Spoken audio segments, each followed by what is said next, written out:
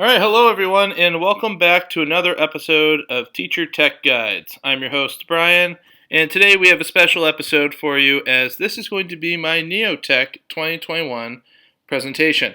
For those of you who are members of my channel, this is a free to look at video as well. And for those of you who are joining me from the NeoTech presentation, welcome. Today I'm going to be covering pop culture teaching. It is something of a catchphrase or word that I have come up with as part of my educational process as a teacher that I'm hoping to share with you guys today. A couple of things. I do have a Google Doc that does cover the majority of the content on this presentation. That is linked in the description down below in the YouTube channel for those of you who are not a part of the NeoTech program. And for those of you that are here from the NeoTech, it is in the bio description. If you do not want to click on the link or do any of those things, I do have the QR code in the bottom left that you can use to scan on your cell phone, and it will also bring you to my resource folder for the things today. But with that, let's get started. So, pop culture teaching, what is it? To me, I consider this using modern day trends to teach students, which allows me to increase my engagement and understanding with my students and with actually other staff members as well through the collaboration process. So the first thing I'm going to talk about is Monopoly. I used to play this game a lot over the winter breaks with my family. It's been a good thing to always spend that time and collaborate and kind of plan and budget. And one day, my dad was explaining to me that this was actually designed to help teach budgeting to children and kids as they grow up to prepare them for the real world. So I decided to try to incorporate this into my review game lessons within the school district. So I actually turned the board game into a review session. So we're going to talk about creating a review game, Monopoly Edition. So the board game.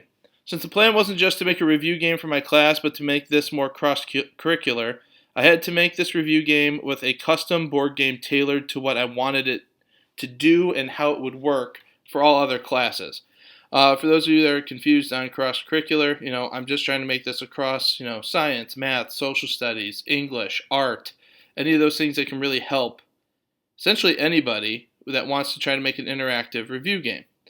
So after about a month of digital drawing and creating things, I officially had my game board all set up and ready to go. My school district is the Mentor Cardinals, so my board game is more themed around a cardinal, as you can see in the lower right-hand corner. After a bunch of layering and editing and about 5 different looks of it and, doing some tweaking with my co-teacher and stuff, we got to a game board that looks like this. I was able to print this out on an Adobe Flash Player, and then I had it laminated with the school's laminator, and we were good to go as far as the game board. So we had to talk about the properties of the game board, which had been set up through starting and adding different titles and properties to match the locations around the school, just to give it that extra interconnected part of the school. Since I was keeping this cross-curricular, I added the subject areas as I could, along with the unit offices and some of the spaces that students used more frequently. So here's an example of some of those spaces. 10th grade unit office, music, art, foreign language, maker space, things like that. Now, when we get into the property values, once a board was filled with these property values, I was able to add to those properties, which meant I had to kind of create a whole money system that was created around what I called Cardinal Cash. Cardinal Cash would be used to buy or rent the properties through the game, which would then, in the game of Monopoly, as you pass go, you would earn more credit. Cash ended up looking something like this. Then I did some research on the chance and community chest. So, as you go through things, you had to really tailor every part of this to the game. So this was a longer process, but I honestly had a lot of fun doing it. As I did more research, I discovered that the community chest mainly only has good things that happen as a result to the player getting, money, while chance meant that you were going to be having some type of penalty, whether you're being moved around on the board or you have to pay a fee. So I changed these to like a hall pass, and I changed the community chest to like a school Twitter, which we use the hashtag once a card. Some examples are right here. So I tried to keep the money values much more simple and not as complex as the $5 to $100, because the whole point of this system is, yes, to help learn some type of money and transactions back and forth, but not necessarily the entirety of the class I want spent on the money. I want them spent on doing the review games. So this stuff was just kind of like the added extra stuff on top. So, why we're all here, how did I make this a review? Well, the last part was by far the most complicated piece because I had to take a bunch of different pieces of tech that I had learned from doing different labs and activities throughout my career of using technology in my classroom, was to get it into this tiered webbing system using a Google form that I created that had multiple paths for correct and incorrect answers. So, the information on this was just a pure size was too large of a connecting files, so I had to limit it to about 5 to 6 questions so that there would be a total of 53 custom questions made, but they were in groups of 5 or 6. Because if I tried putting all 53 into one file, it caused Google to crash, and nobody wants to have a technology problem in the middle of the review during class. That just isn't fun for anybody. Now that I had this template, I was able to share it with other teachers, which allowed them to make the ability to make their own interactive and review questions. So they didn't have to worry about the tech or the webbing part of it all. They just received the template and entered in their questions, and it was set and ready for them to go. So I will try to show what I'm talking about with pictures. So right here is one of the questions that I had. So according to the cladogram, the organisms and the most similar to the hamster. So as we reviewed in class, the answer would be the chimpanzee because it's the closest. However, if the kid does not answer chimpanzee, it takes the other 3 answers to the oh no and explains why it's wrong. While the top one explains them what their 3 options are for the game. So that way you're not sitting there having to explain how to play Monopoly to some students, which was one of the biggest things I realized as I was going through this in my high school class, was that some kids had never played Monopoly before, but at the end of the day, it took about 5 minutes for the kids to really catch on and get the deeper understanding of all this. And at the end all be all, they loved it. They asked for more of these.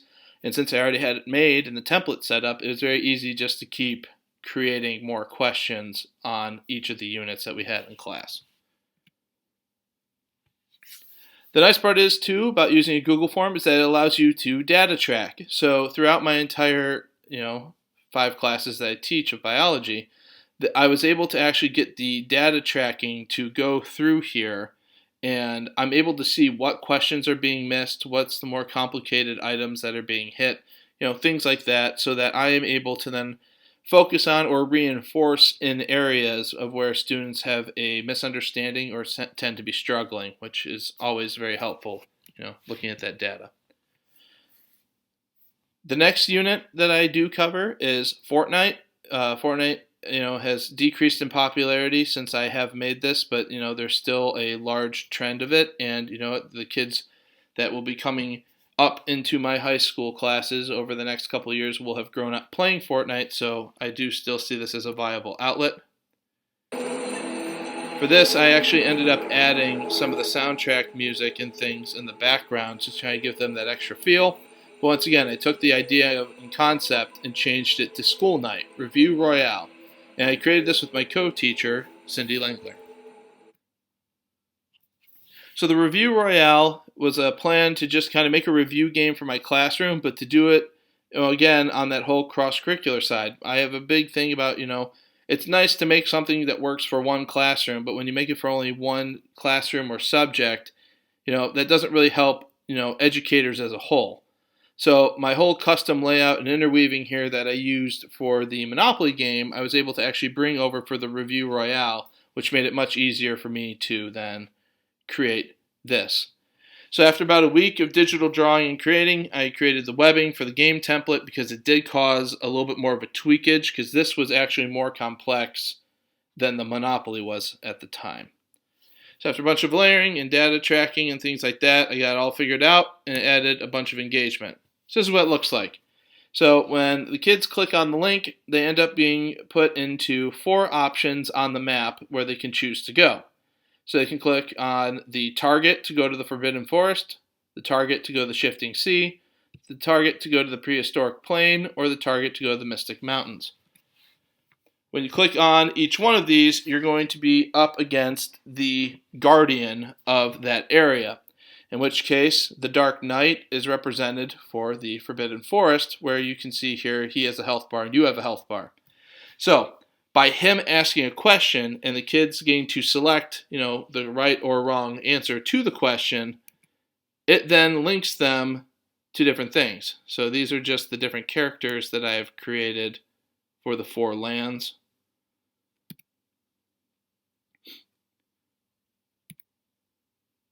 Now the important part. So right here, you see the question. Which one of these means the study of life?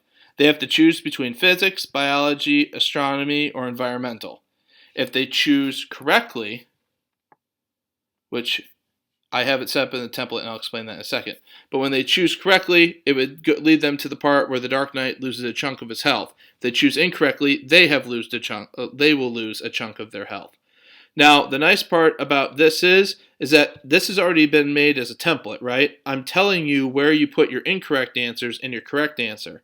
So giving this to another subject teacher allows them to not have to worry about the interwebbings or the connections. They just need to know that where the correct answer is gets plugged into that spot, which once again allows this to be massively used across a district and or different subject areas more quickly, which also allowed for me to now change it from, Monopoly being a much more, you need 4 or 5 kids playing on one activity or group session, to now this activity is strictly a one-on-one. Each kid was now getting every question, which is really nice. Now, once again, since it is a Google form, I was able to track all of the data here, but now we're looking at a student-by-student basis versus a student group basis. So I could sit here and look at each individual student's answers to see how they're doing and how they're prepared for that class or that test for the next day. Couple of other things that really I want to add to this real quick is that what I found awesome about this is the ability to just interchange your questions and change it, but the students are not able to really beat the game unless they get a 100%. And I have it set up that way because now you're teaching towards mastery and not just memorization. And I'm going to get into that here right now. So, when you win and beat all of the correct answers to beat the area, you get the A+, you are victorious, and you click on the star to return to the map.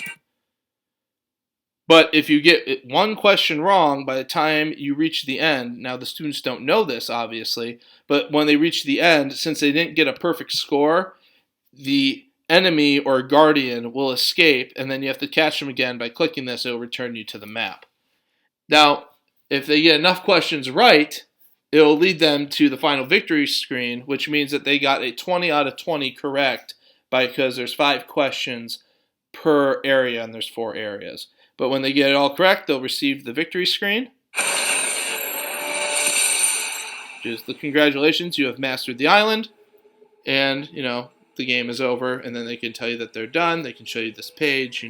They'll be all excited for themselves. Because, to be honest with you, this isn't the easiest thing to master, but it does really help them review, and it's a lot of fun for them. Now, there's the opposite side of that. If you end up losing, you answer enough questions wrong, you can lose.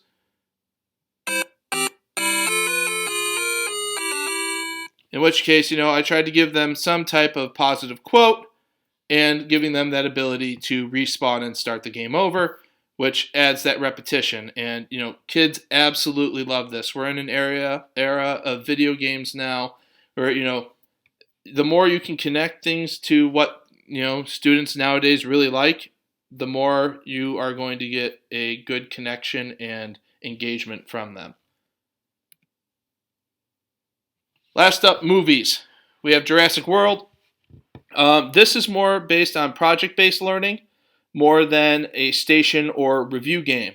But, I did like to try to mix things up in here for you guys. And, if there is interest in any of these areas, I will happily do a better breakdown video or understanding video for you guys to see But this is just more so an overview of everything because, I was hoping when we would do this in person, I can do a lot larger of a breakdown on things for people. But where we're at with the pandemic and things, this is how things are going to have to be. So, communicating digitally is also a great way to do this.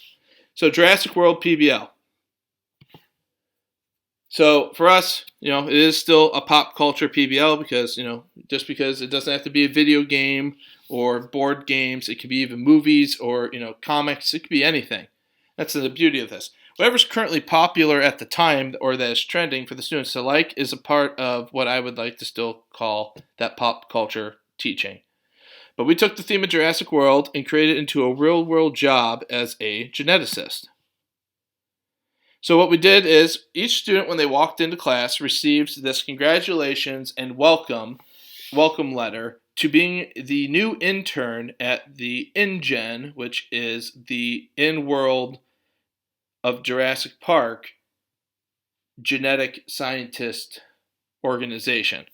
This also was linked because when Jurassic World the movie came out, they actually had some great YouTube videos. So there are worksheets and things in there that students can click on and interact with actual actors from the movies, which is very cool. So this is just setting up the project that they're an intern, kind of getting them that idea of what a real-world job might look like as an internship. Then they receive their first job. Now, what their job is here is to kind of create a new genetic hybrid species of animal. And what was nice about this is you're able to kind of create the rubric to however you want, but it gives them that creativity and that choice to keep working throughout. Also, you get to add in the different work badges from the characters and stuff. So for the people that really loved Jurassic Park and Jurassic World, they're fully involved with the world, with the lore, and with the knowledge of everything that's going on with those, and it kind of gets them into more of that belief stage. And for the other students who, might not have seen Jurassic World or Jurassic Park, they're still getting to activate that creative sense and knowledge of they get to create their own monster or animal that fits within the genetic world of your rubric. So for this, we had to create 4 different paddocks. There's paddock A, paddock B, paddock C, and paddock D. Each has a breakdown of a different type of environmental advantage. The first one's kind of like a dark mountainous range. The other one is kind of like an underground stream. It's got some, plants and animals that grow with tall trees. So you got that forest feel. So the first one's kind of like a mountain. Second one's forest. The third's kind of like, or paddock C, I should say, it's that tropical hot, like waterish type plain. And then D is more so, very dry, kind of desert. So what I ended up doing was I took the backgrounds that I had made from the Fortnite game and just took away the characters and the bosses, so it saved myself time, as you can see here.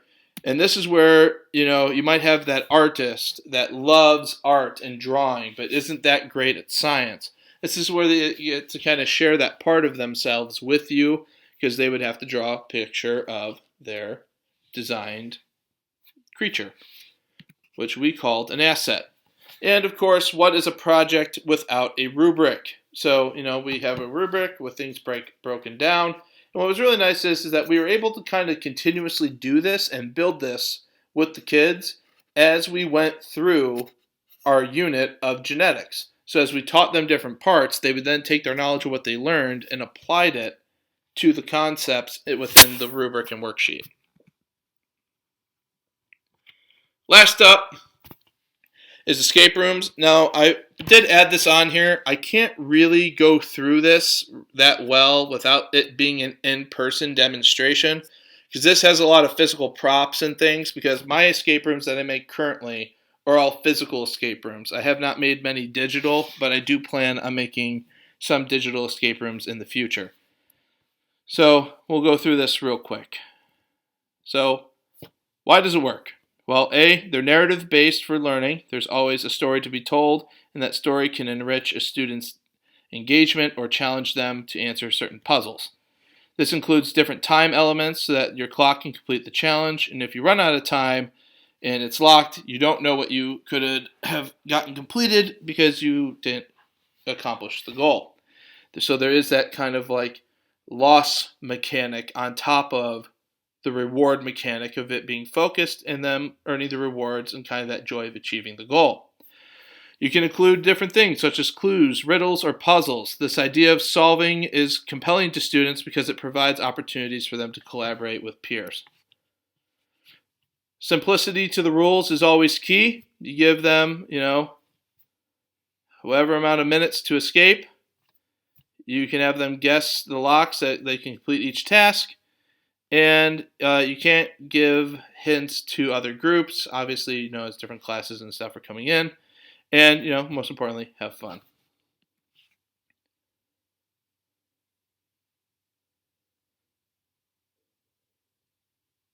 So why is timing important?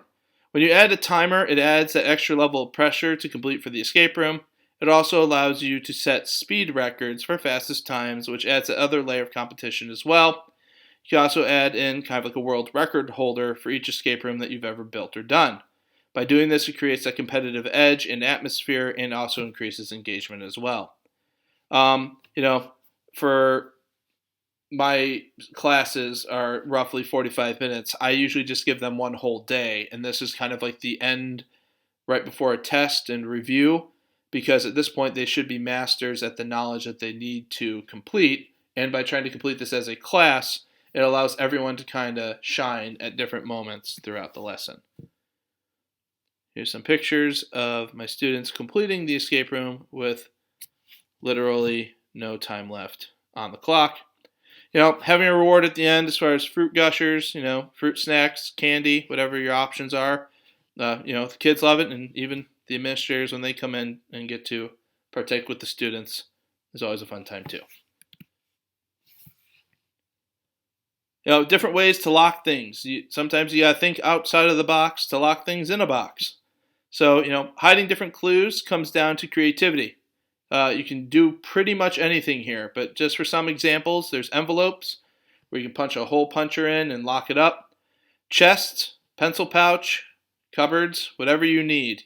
Just bike locks, master locks, directional locks. There's a lot of different things here that you can use to lock up and hide your clues. Some examples of things that have been done in the classes.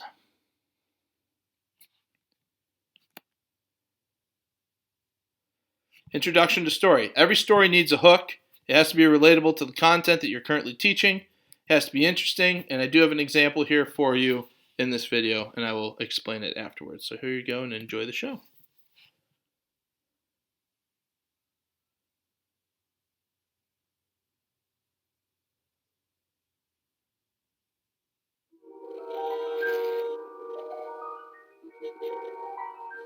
There is a fifth dimension, beyond that which is known to man. It is a dimension as vast as space and as timeless as infinity. It is the middle ground between light and shadow, between science and superstition, and it lies between the pit of man's fears and the summit of his knowledge. This is the dimension of imagination. It is an area which we call the Twilight Zone.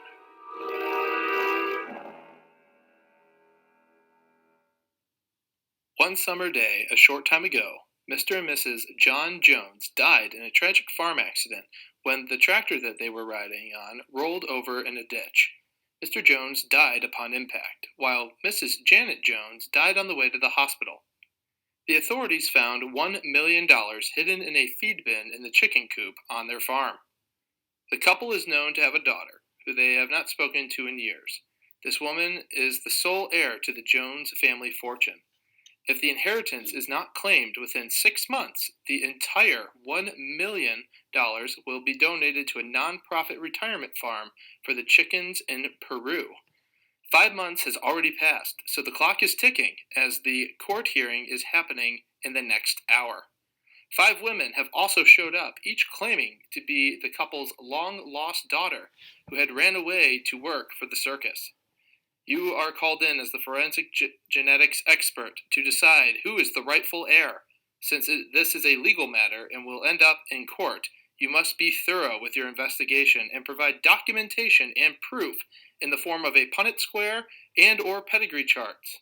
in all of your steps as evidence of your conclusions. You had fallen asleep after work late to find your evidence is all over your crime lab, and now you must solve the clues to solve and crack the case, or else the money is lost to them forever.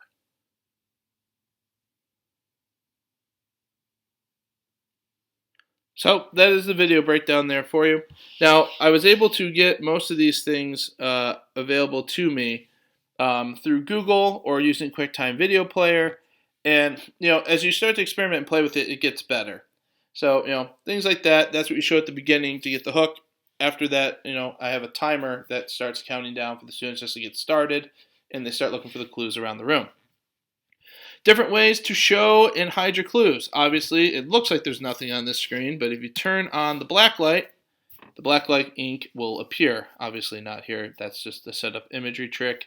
But, black light can be used to be hidden, in a locked box or cabinet somewhere around the room, which allows then students to look at earlier objects or things that were on the walls that they didn't know was there before. Tip, make sure that the things you want to show in blacklight are visible when the blacklight shines on it, so make sure you're keeping those batteries fresh. Best part about this is that it's cheap and can be used in different ways for multiple escape rooms. So, we put on some worksheets, and it does work on papers that have been laminated. So that is a little tidbit. Another thing we do is pieces to a puzzle. You can get pieces of multi-pieces of puzzles sequentially or maybe not all at once, up to you. A critical piece of paper might need to come in different parts and pieces, putting together one final thing that is the reveal to the answer. Or it could just be as simple as a jigsaw puzzle or any type of puzzle or gram or things like that, where you can then apply it. Now, the nice part is as you build a puzzle, you can put a riddle, a quote, or a clue even on that puzzle piece that will then allow the students to continue to press forward. So like I said, this is just kind of like how creative you want to get with it, how crazy you want to get with it, how many steps you want to add to try to, slow down your students into completing the tasks. Here's our students here breaking down some puzzles and pieces, using clues and things that they had found around the room, trying to write it out on a dry erase board. Now, if we were in the actual physical aspect of this, I do bring my own version of an escape room for teachers to try out, but you guys get to luck out here on this end because, well, we're not in person. So I will show you the intro for you guys, but obviously there is not anything to cover afterwards. So here you go. Enjoy.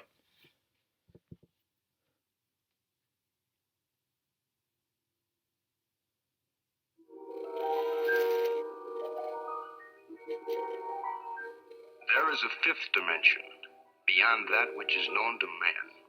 It is a dimension as vast as space and as timeless as infinity. It is the middle ground between light and shadow, between science and superstition, and it lies between the pit of man's fears and the summit of his knowledge. This is the dimension of imagination. It is an area which we call the Twilight Zone.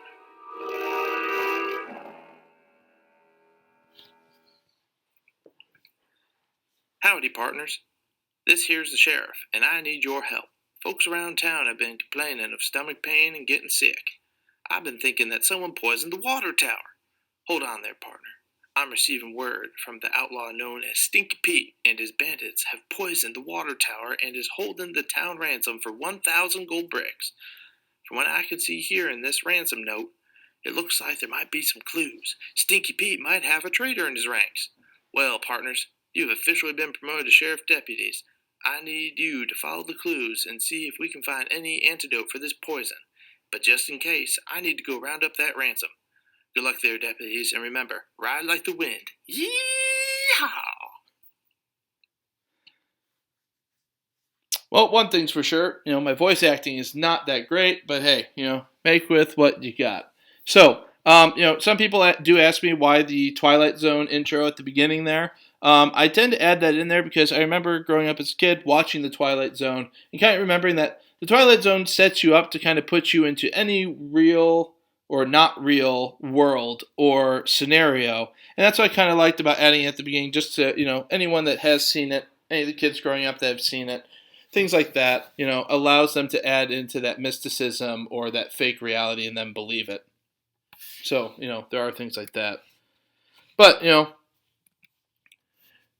with that said, this is what the breakdown timer looks like for either what you guys would have been doing or what the kids would be doing. But obviously, I am not going to punish you in what you watch this clock just tick down while we do nothing. So that is the quick rundown of all of the things I was hoping to present to you guys at the Neotech Conference this year. I thank you guys so much for attending my pop culture teaching guides here on the channel. If you would like to, subscribe, like the video, things like that. I do try and post whatever I can as far as helpful guides, as far as other technology things as well, not just some of these higher end or higher engagement or time consuming projects. But I do cover other things that help, and I do try to answer as many questions as I can. So, feel free to reach out and email me or, message me here in the comments. I would love some feedback and ideas of things for the future. And, thanks you very much for, taking the time out of your day to watch my video. And I hope you learned something or have an interest in something new to try. Don't forget the QR code has that link to the folder, which does have some templates and worksheets and things in there for you guys as well. And hopefully I get to see you guys during like a live Q&A or something. That'd be really cool. All right. Have a great day. And I've been Brian, and I will see you guys in the next episode.